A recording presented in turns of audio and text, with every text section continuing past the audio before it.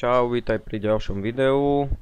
V tomto videu vám poviem, či kupujem kryptomeny, či som zainvestoval aj do zlata alebo do striebra. Takže toto video nebude nejak moc dlhé, vysvetlím vám nejaké dôležité veci ohľadom investovania do zlata, do striebra a do kryptomien. Takže kryptomeny nekupujem, pretože jednak nevytvárajú žiadnu ďalšiu hodnotu a není sú ani ničím podložené.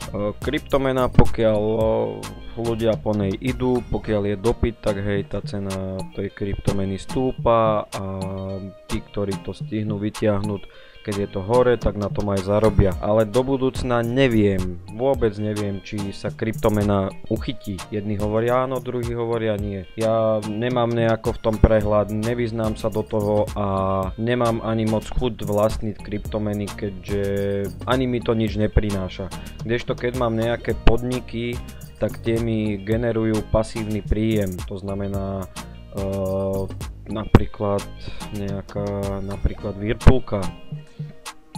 Tieto poplatky vlastne to sú už získané dividendy z tej spoločnosti. Mám len pol akcie, tak preto je tam tá dividenda v centoch. Ale napríklad u niektorých akcií, u ktorých mám tie vyššie, tak napríklad Očko alebo ExxonMobil alebo IK Enterprise. Tam sú tie dividendy už vyššie a tie dividendy znovu otočím a zarábajú mi ďalšie peniaze. Za ne znovu nakúpim. Tu keď mám teraz 7,80, tak keď sa mi tam našporí $50, tak ich znovu zainvestujem. Alebo si tam vložím peniaze a buď ich využijem tie peniažky, že mi tam ostane menej, alebo mi tam ostane trošku viac a zase keď tam budem mať $50, tak za to nakúpim. Ďalšie napríklad u tých Energy Transfer, keď si všimneš, tak za $50 som kupoval, toto sú jednotky. A aktuálne je síce nízka cena, lebo s ropou je stále problém, predsa tá korona nám tu mieša karty, ale už dividendy mi pekne prišli. Z tých akcií, ktorých som mal veľa, keď som ich kupoval na spodu, čo bolo 23.3., čo už bolo v koronakríze, v tej prvej vlne, tak vidíš, poplatky sú 4,33. Ale keď som kupoval ešte, jak tá korona začínala, tak tam som dostal len 1,74. Takže za toľko isto som nakúpil, ale tuto mi to generuje o dosť väčší zisk, lebo tam mám viacej jednotiek, viacej tých akcií. Takže takto to nejako vyzerá. Čo sa týka striebra alebo zlata, nechcem vlastniť fyzické zlato, striebro, že by som ho mal u seba doma.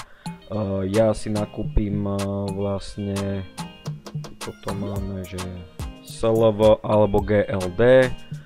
Teraz už je to, sa mi zdá, že sa to nedá kúpiť, no už je to len CFDčko. Ja som to kupoval ešte ako reálnu akciu, teraz vyšli nejaká zmluva, že z Európy nemôžeme kupovať už tieto americké ETF-ka. Takže treba si to nájsť jedine ako nejaký európske ETF-ko, ktoré do silveru a do goldu investuje, do zlata a do striebra. Ja mám zatiaľ ešte SLV a mám aj GLD.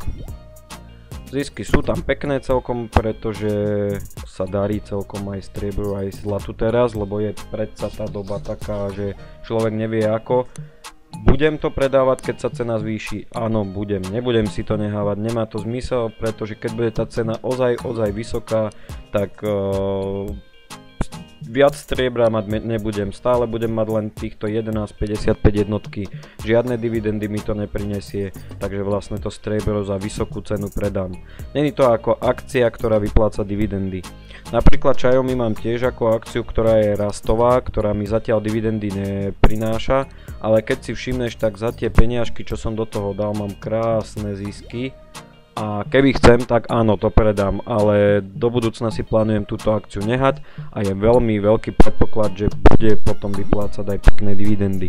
Takže ďakujem za pozornosť, dúfam, že sa ti video ľúbilo, ak áno, daj like, kľudne odoberaj tento kanál, po prípade ho zdieľaj na sociálnych sieťach, nech nás je tu viacej a ďakujem veľmi pekne, čaute.